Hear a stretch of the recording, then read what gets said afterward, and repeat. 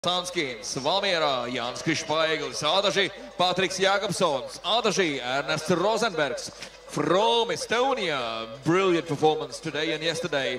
Ryan Ox. Numur 5 Eiropā, Tukums, Ralfs Kambarīs. Numur 4 Eiropā no Silvas, Edvards Ciemiņš. Uzmanību startā.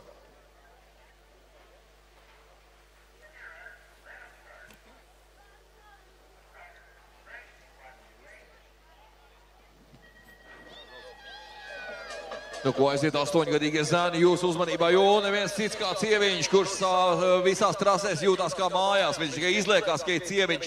Viņš visur ir mājās. Tas ir numur 4 Eiropā. Edvards Ciemiņš lieliskais. Viņam šobrīd pirmā pozīcija aiz viņu uzreiz turpat. Who is number 2? Is that Ryan Ox?